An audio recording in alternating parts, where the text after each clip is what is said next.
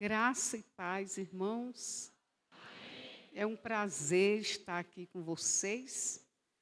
O pastor Maurílio, a gente eh, tem trabalhado juntos, né, como ele falou, tanto na diretoria e agora na supervisão.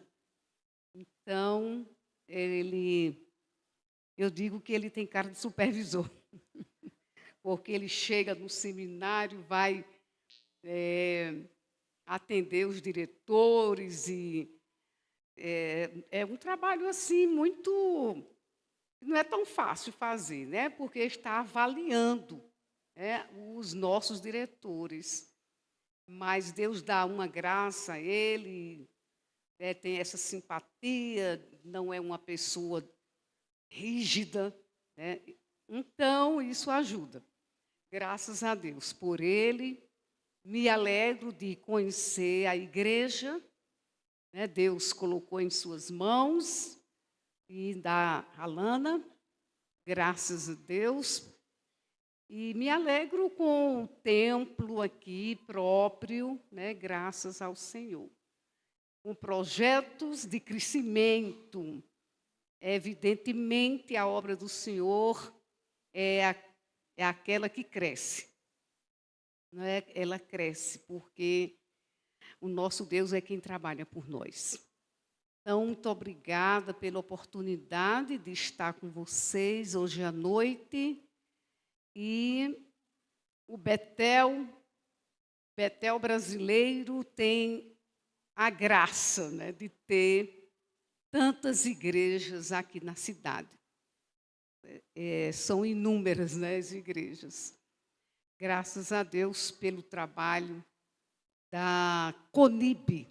O Betel tem 5 organizações e a CONIB é a organização responsável pelas igrejas, vocês já sabem disso. E eu trabalho com o CETEMIB, que é a organização que trabalha com a educação teológica. Então, queridos, um prazer estar com vocês. Nós vamos ler a palavra, apenas um versículo para iniciar, né, a nossa reflexão. João, capítulo 10, e o versículo 10. É a última parte do verso, né? Só uma parte desse versículo. Então, João 10 e 10, eu queria, né, que você estivesse lendo comigo, pode ser? Apenas uma frase. Então, vamos fazer isso? Eu vim para que tenham vida e a tenham em abundância. Que coisa maravilhosa. Vamos dizer juntos mais uma vez? Eu vim para que tenham vida e a tenham em abundância. Deus fala conosco, porque nós estamos na tua casa para ouvir a tua voz.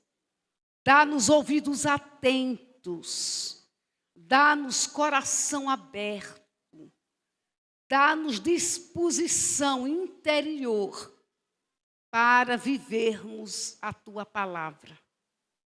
Abençoa esta igreja, pastor Maurílio, a Alana, todos os oficiais, o corpo administrativo, cada membro, cada congregado.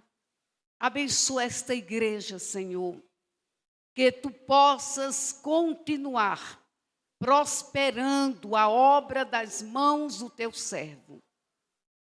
E que os planos para estender, para avançar, possam vir a efeito, porque confiamos em ti. Tu és o Senhor da obra.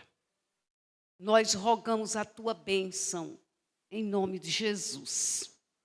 Amém. Queridos, né, quando a gente se converte, né, creio que a maioria, não conheço todos, quando a gente se converte, recebe a vida eterna. Não é isso mesmo? Quando se converte. Então, nós sabemos que a conversão é o novo nascimento. E aquele primeiro encontro com Deus. Aí você diz, eu recebi o Senhor Jesus como meu Salvador. Glória a Deus! Como é glorioso esse dia, quando você tem a consciência de que recebeu a vida eterna. Vida eterna. É muito glorioso isso. Vida que não tem fim. Porém, amados, não basta receber a vida naquele momento da conversão. Por que não basta? Porque nós precisamos desenvolver essa vida. Precisamos crescer, desenvolver a nossa espiritualidade. Desenvolver a vida com Deus é desenvolver a espiritualidade.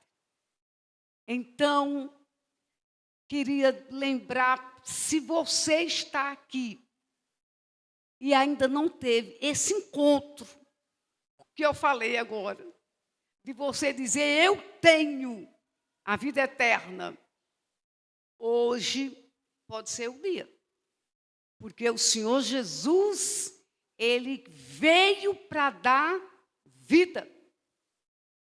E essa vida em abundância, ela não significa religiosidade.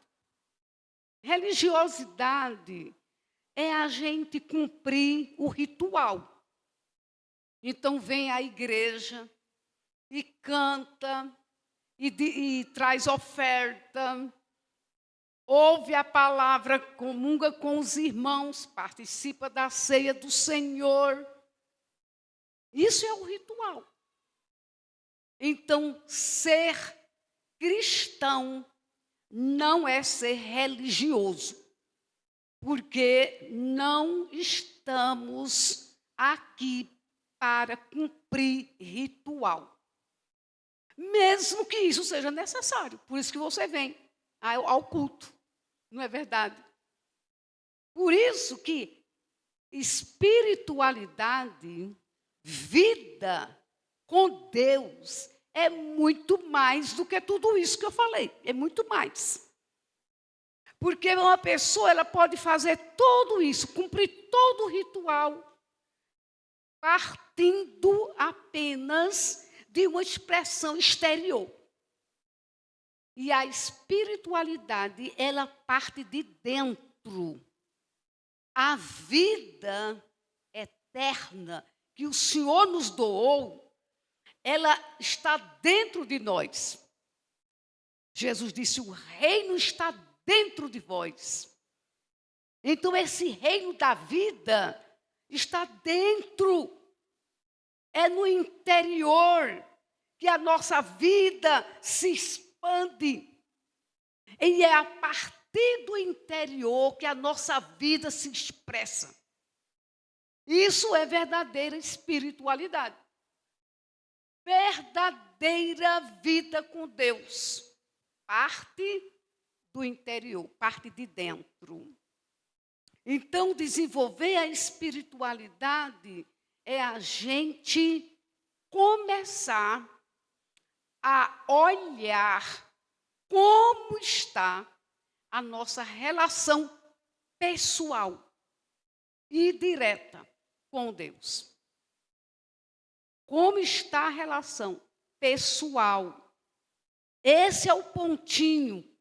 Porque se a vida ela parte do interior, nós precisamos examinar que tipo de relação nós temos com o nosso Deus.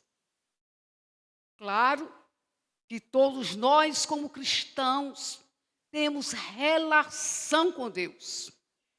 Mas, para que a vida seja abundante, para que a espiritualidade seja desenvolvida, nós precisamos de uma relação mais profunda com Deus. E quando chamamos, para uma espiritualidade mais profunda e uma relação mais profunda, eu queria lembrar para você que precisamos desenvolver a relação filial com Deus. Filial. Por quê? Porque muitas vezes, no nosso relacionamento com Deus, ele pode estar direcionado ao Deus que eu preciso dele para me abençoar.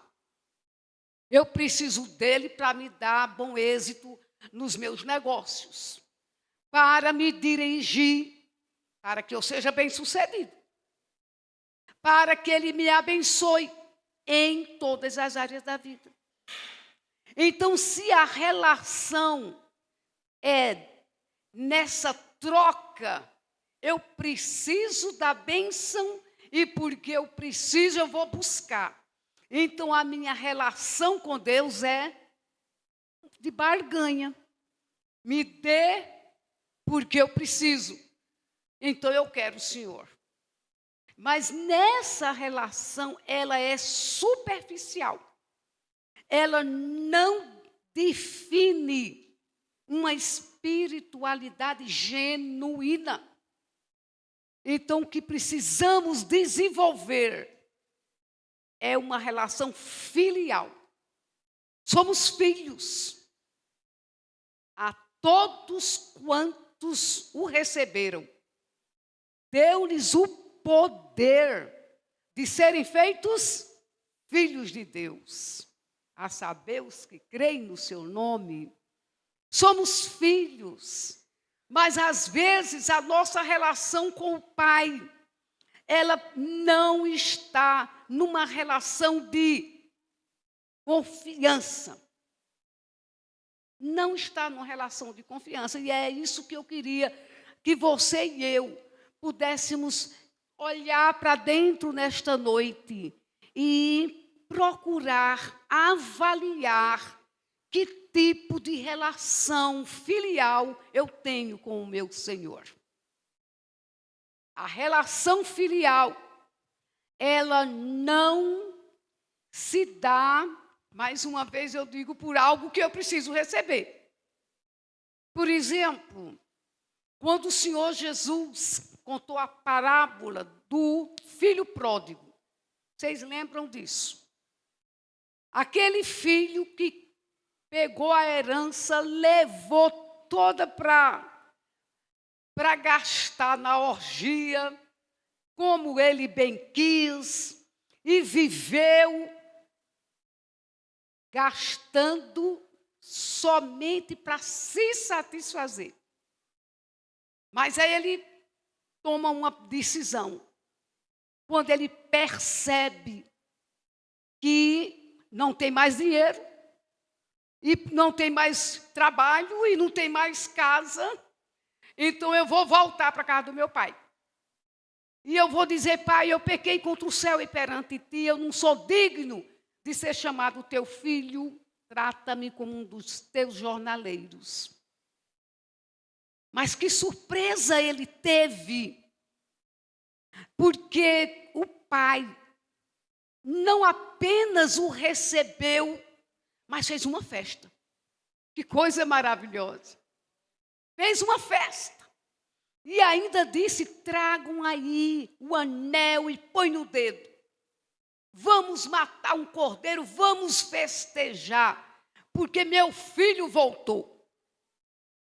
Esta posição do pai trouxe um desconforto para o outro filho. Vocês sabem disso.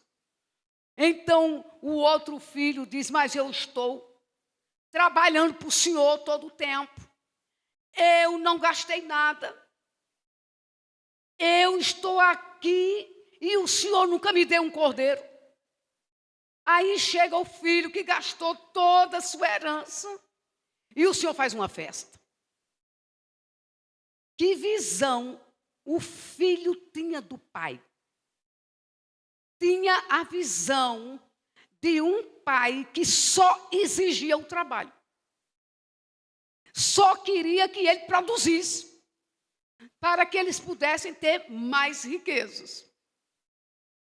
Aí o pai chega para o filho e diz, meu filho, tudo que eu tenho é teu. Tudo que eu tenho é teu. Não precisa de você pedir um cordeiro, porque tudo que eu tenho é seu também.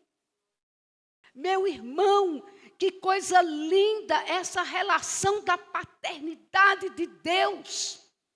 Quando você falha, quando você transgride, Ele lhe recebe de braços abertos, lhe perdoa, lhe redime e alegra-se com a sua volta. E você que não transgrediu da mesma forma que outros, porque pecador todos nós somos, evidentemente, mas não transgrediu da mesma forma, aí o pai chega para você e diz, tudo que é meu é seu. Não viva numa relação superficial com a divindade, porque o nosso Deus é Pai.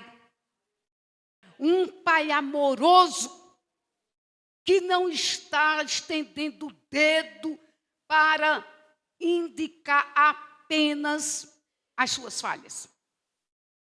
Apenas atrás daquilo que você faz de errado, para lhe castigar. Essa é a visão que alguns têm. E às vezes nós somos culpados disso. Porque dizemos para as crianças, se fizer errado, o Papai do Céu vai castigar. Isso é um absurdo. E a gente deve ter cuidado com esse tipo de fala. Porque o nosso Deus é rico em perdoar. Um Deus que não nos trata segundo os nossos pecados, não nos retribui consoante as nossas iniquidades. Estou citando a palavra. Assim como dista o Oriente do Ocidente, Ele afasta as nossas transgressões, porque lembra-se de que somos pó. Meus irmãos, o nosso Pai rico em perdoar e amoroso, Ele não está dizendo que você continue pecando, porque você sempre vai ser perdoado. Cuidado para não interpretar errado. Ele está dizendo que conhece a sua fragilidade humana, sua limitação. Então, quando você falhar, Ele não se surpreende. Mas Ele espera que você faça como o filho pródigo. Que você diga, eu vou voltar na casa do meu pai. Eu quero o aconchego do meu pai, o cuidado do meu pai. Queridos, a paternidade de Deus é uma coisa muito gloriosa. E essa paternidade, ela é vivenciada no amor do filho. Eu acho uma coisa fabulosa, tremenda. Sempre que eu leio João 17, 26, eu fico maravilhada. João 17, 26. Jesus ora, é a oração sacerdotal, vocês conhecem. Então o Senhor Jesus, ele diz que ele pede que o amor com que me amaste esteja neles e eu neles esteja. Já pensou? Você é um filho amado. Esse filho amado pode desfrutar do amor do Pai. Mas uma coisa que a gente precisa ficar extasiado, a gente se acostuma. Deus é meu Pai, Deus me ama. Reflete um pouquinho. Jesus não disse assim, eu peço, Pai, que tu os ames, porque eu vim morrer por eles pelo teu amor. Ele diz, eu peço que o amor que o Senhor tem por mim, ele como filho unigênito do Pai. Vocês sabem disso. O que nunca pecou. E na hora do batismo, a voz foi ouvida do céu. Este é o meu filho em quem me comprazo. Eu tenho prazer nele. E Jesus disse, é com esse amor que o Senhor tem por mim, que eu peço que o Senhor tenha por eles. Glória a Deus por isso. Esse amor que não quer nada em troca, que não exige. Esse amor que diz, eu quero que você desenvolva a sua santidade. Transforme seu coração naquelas áreas que precisam ser aperfeiçoadas. Mas lembre-se de uma coisa. O meu amor por você não vai mudar. Não vai mudar. Se você crer que foi esse amor que lhe alcançou, você vai viver uma relação filial com esse Pai, uma relação de amor perfeito. Porque o amor do Pai é um amor perfeito. Glória a Deus por isso. Desenvolver a espiritualidade é desenvolver a relação filial com Deus. Nessa perspectiva de um amor divino, eterno, perfeito. Porque o Pai nos ama como ama o Filho. E Ele diz para nós, eu quero gozar desse amor com você. Então, amados, que a gente possa desfrutar. Essa palavra é interessante. Desfrutar da graça de Deus na relação filial. Porque não é graça, nós nada merecemos. Às vezes, na nossa relação com o Pai, nós temos dificuldade de desenvolver a nossa espiritualidade, porque nós queremos que o nosso Pai nos atenda como se nós tivéssemos algo a oferecer. Mas tudo que Deus nos dá é graça. Como é que eu posso oferecer alguma coisa? Então, a chamada de Deus para a nossa vida hoje é desfrute da graça, porque a graça de Deus está a nosso favor. Eu acho glorioso o apóstolo São Paulo, no capítulo 6 de Coríntios, 1 Coríntios, Ele diz assim: não deixe de gozar. Estou parafraseando.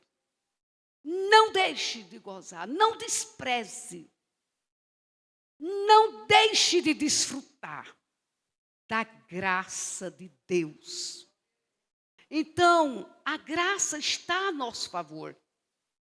E na relação com Deus, essa relação graciosa, né, como nós falamos aqui, ela precisa ser desenvolvida. E é por isso que a gente vem à igreja. Porque precisa saber como é que a gente desenvolve a nossa espiritualidade numa relação mais profunda com o nosso Deus, como Pai, e a relação graciosa. Então, eu abri aqui para ser mais precisa no texto, 2 Coríntios 6. Então, a palavra, o apóstolo São Paulo diz, não recebam em vão. Não torne vã, inútil. Que coisa tremenda essa exortação. Não torne inútil, meu irmão, a graça de Deus, porque ela está a seu favor. Então, desfrute da graça. Quando as acusações vêm à nossa mente, o que é que temos que fazer? Senhor, eu creio na tua graça, e ela não é vã para comigo. Eu quero viver uma vida de graça. O outro texto que Paulo fala de não tornar a graça vã, inútil, é em 1 Coríntios 15, 10. Ele diz: pela graça de Deus, eu sou o que sou. Meu irmão, pela graça de Deus, você é um redimido. Você é o que você é. Porque a graça lhe fez de novo. Você não pode ser o mesmo de antes. A palavra diz: quem está em Cristo, nova criatura é. As coisas velhas já passaram. Já passaram. Então não viva a experiência da vida que já passou. A vida que já passou, ela pode ser traduzida como uma vida de vícios, uma vida de inconformação com aquilo que você é ou aquilo que você tem, uma vida de indiferença com o outro, uma vida de desamor, uma vida de rejeição. Não, meu irmão, essas coisas já passaram. Já passaram. Desonestidade não faz parte do seu caráter. Você nasceu de novo. Uma vida iracunda, pessoa que se ira com tudo, já passou, meu irmão.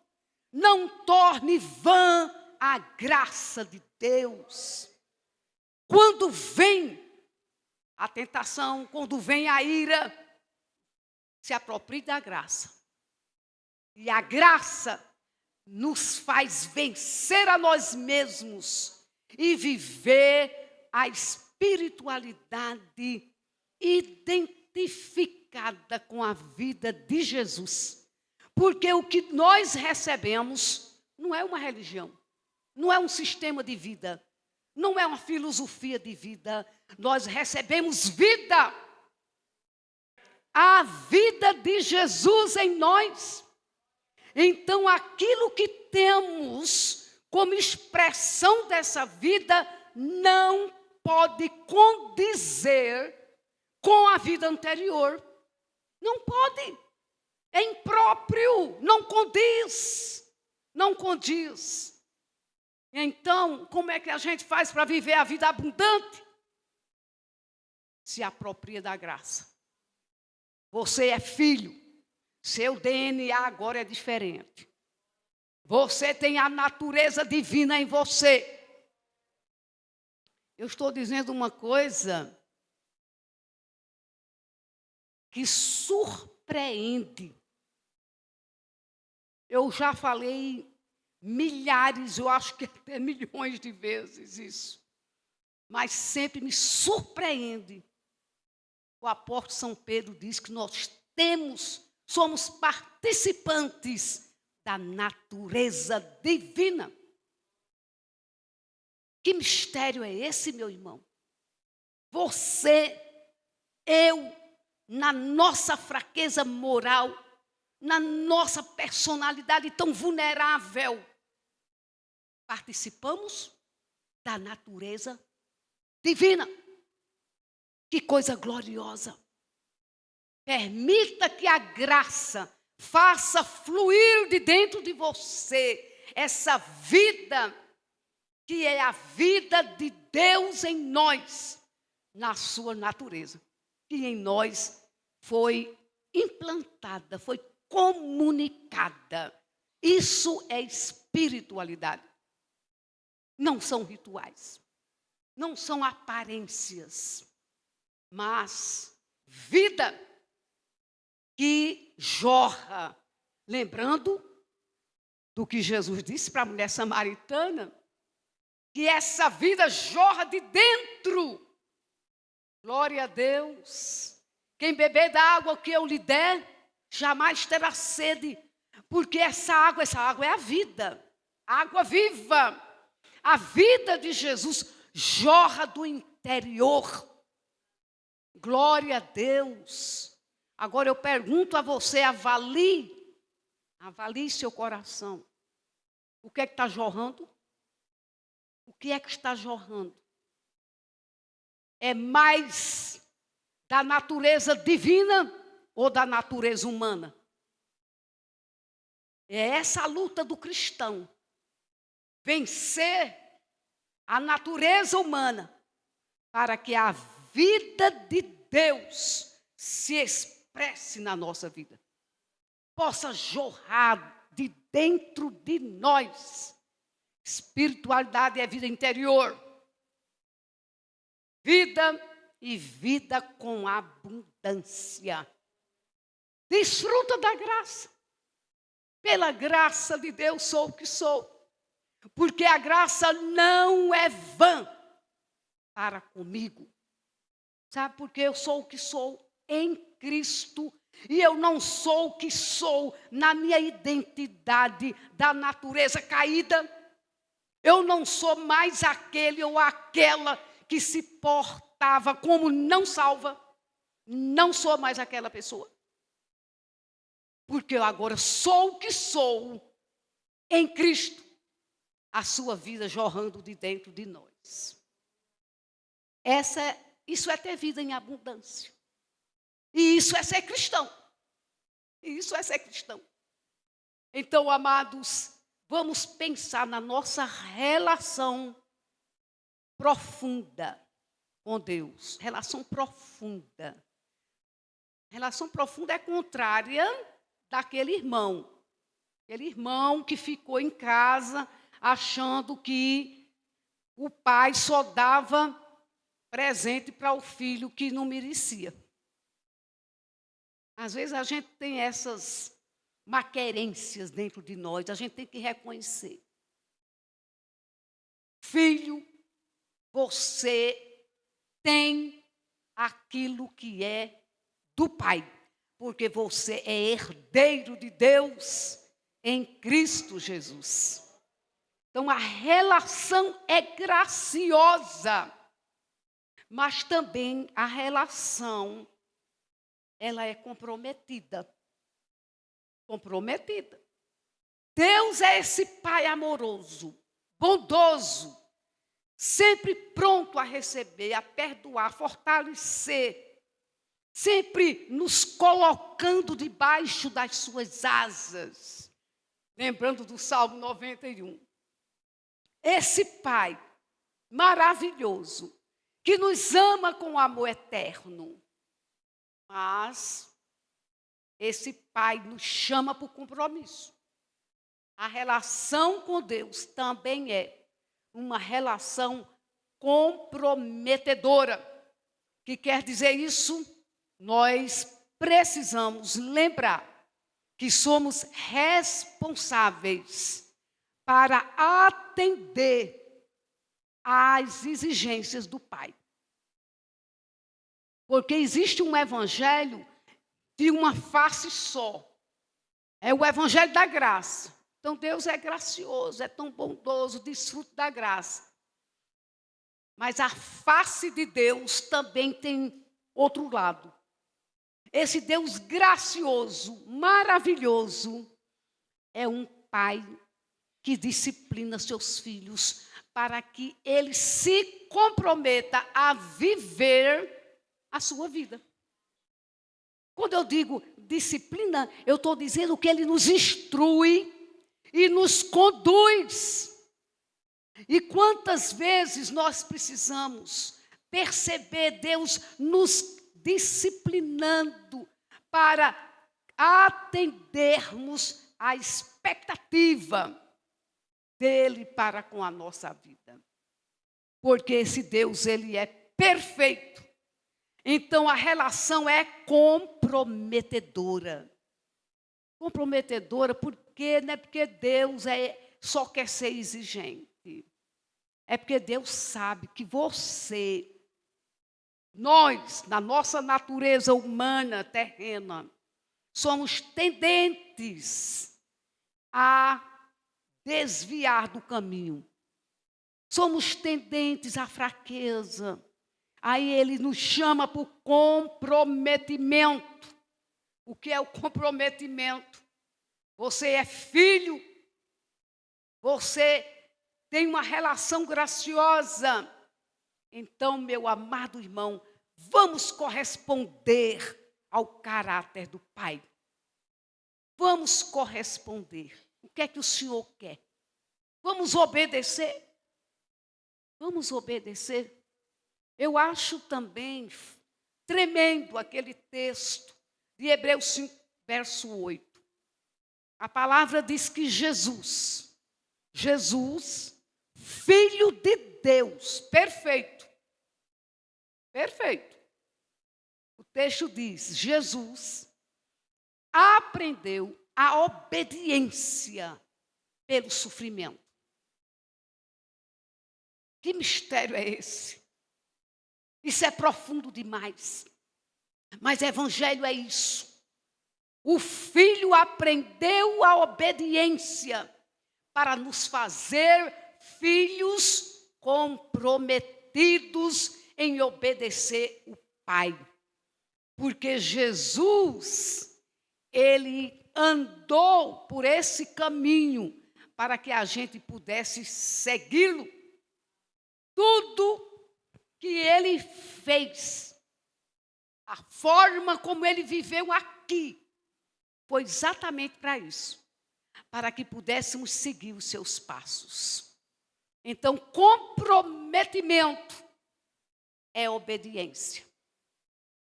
É o dízimo que eu preciso dar.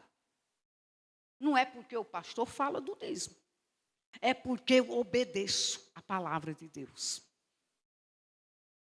A frequência ao culto não é porque se eu não for, vou ser cobrado. É porque eu tenho compromisso de adorar o Senhor e de congregar. A palavra diz, não abandone a congregação. Vem para a casa de Deus. Isso é compromisso. A vida só é bem vivida quando somos responsáveis por aquilo que o Senhor põe na nossa mão. Então, responsáveis por aquilo que Ele põe, mas também por aquilo que somos. Aquilo que somos, não só aquilo que temos para dar. Então, amados, vamos afinar Deus está chamando você hoje. Eu não vim aqui em vão. Deus está chamando você hoje para aprofundar a relação com Deus. Como pai. Como um pai gracioso. A relação é com a graça. E com comprometimento. Porque o Senhor tem propósito para a nossa vida. Eu vou ser mais rápida, mas eu não terminei, não. A relação com Deus. Mas existe também, meu irmão, a relação conosco mesmo e a relação com o outro. Se queremos viver uma espiritualidade sadia, você sabe que hoje todo mundo está falando das doenças mentais, não é verdade? Depressão, burnout, todo mundo está aí precisando de psicólogo. Não sou contra a ciência, absolutamente não. Mas eu quero dizer a você que a vida espiritual verdadeira, profunda, ela se desenvolve na relação conosco mesmo, a relação sadia, você e você. Você e você, como é que você se conhece? Quando você observa o seu comportamento, você reflete, por que é que eu estou tão zangado ou tão zangada por coisas tão pequenas? Você reflete. Espiritualidade requer autoexame. No meu livro eu falo de 4 formas de fazer o autoexame. E hoje, meu irmão, nós estamos aqui diante da mesa do Senhor. E para participar desses elementos, nós somos chamados a autoexame. Vamos fazer uma introspecção. Hoje, eu estou tomando a ceia com mais liberdade interior do que do mês passado. Aqueles pecados que eu confessei o mês passado, hoje já não preciso mais confessar.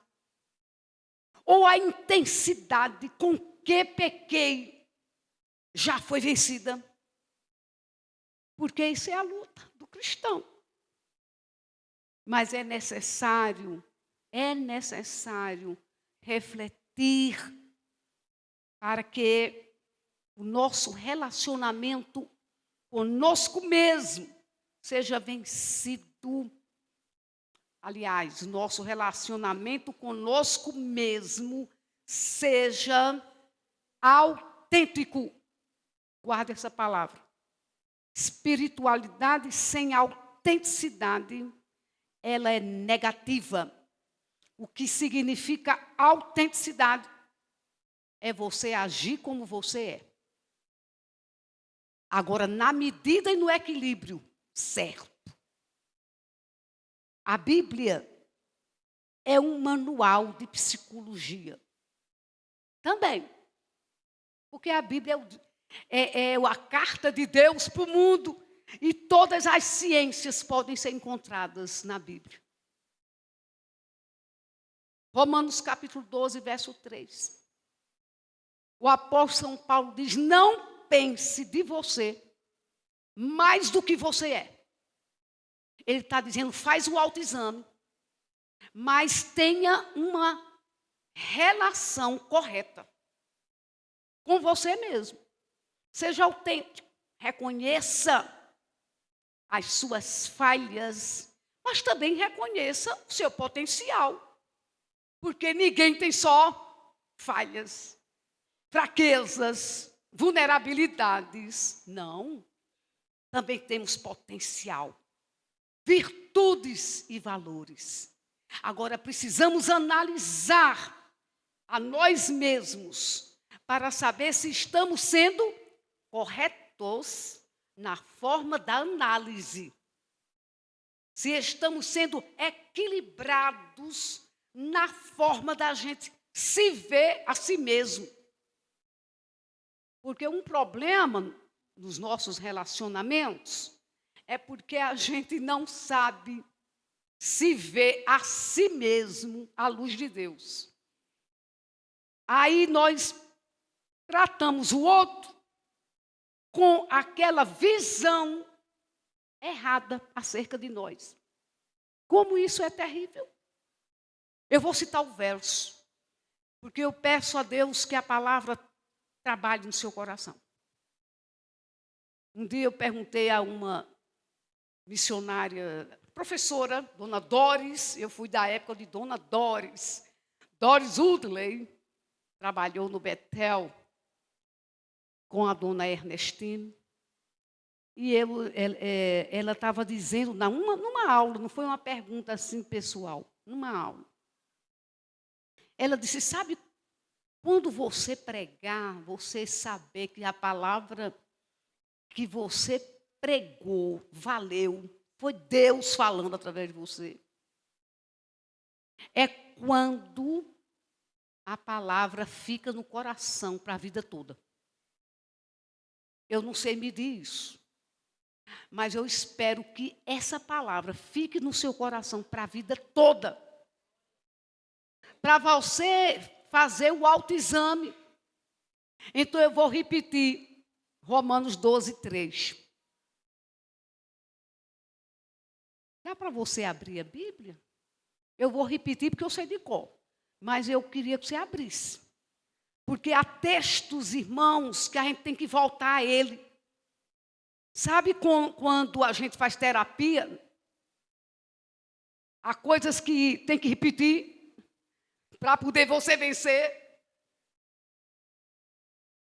Qual é o verso? 12, 3. Paulo está dizendo, não pense acerca de você mais do que convém, quer dizer, mais do que você é. Pense acerca de você com equilíbrio, com moderação. Então, não pense que você é melhor do que o outro. Não pense também que você é pior do que o outro. Pense com moderação. Quer dizer, reconheça aqueles pontos que você já venceu. E reconheça aqueles que você precisa vencer. Porque é nessa busca da espiritualidade profunda, interior, que nós vamos vencendo a nós mesmos e tendo autoconhecimento. Tem que ter autoconhecimento. Quais são minhas fraquezas? Então eu vou cuidar mais delas. Eu vou vigiar. Eu vou tomar posição para vencê-las. E a minha potencialidade, minhas virtudes? Vou desenvolver. Porque eu quero viver bem com todos. Com todos. A Bíblia diz que naquilo que nos compete, devemos ter paz com todos os homens. Ninguém, meu amado irmão, pode vir à mesa do Senhor sem esse autoexame.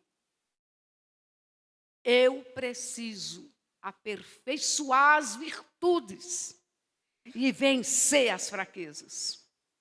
E isso é possível, porque não que a gente tenha capacidade para isso. Não temos.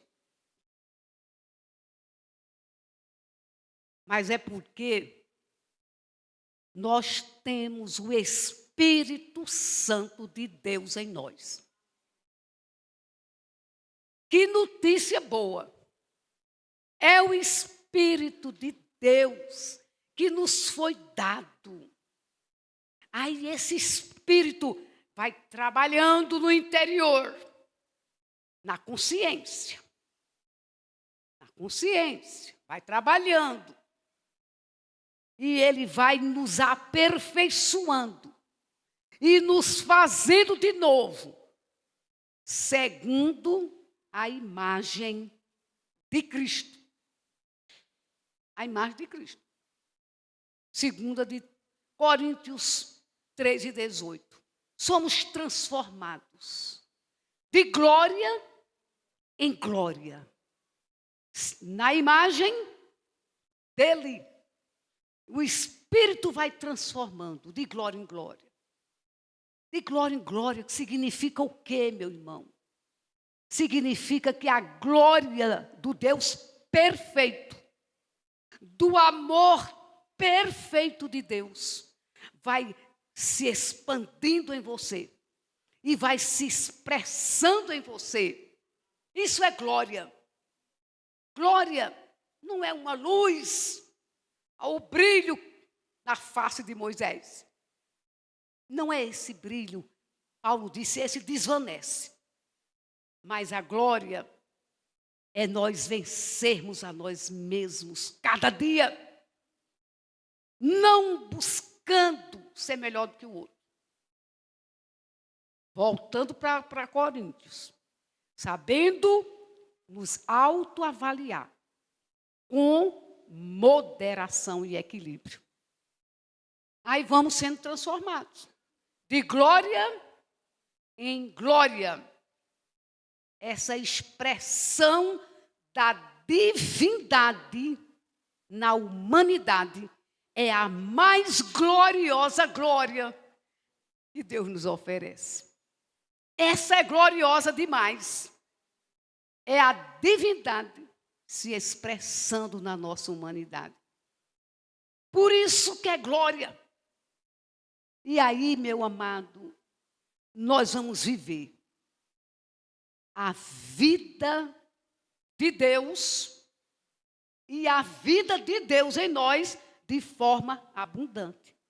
Eu vim para que vocês tenham vida, a vida de Deus, e a tenham em abundância, na relação filial, na dependência da graça, com compromisso e com a visão correta acerca de nós mesmos, para podermos viver no equilíbrio, entendendo a fraqueza, entendendo as virtudes e vencendo todo dia. E aí, nossa espiritualidade vai sendo desenvolvida e construída.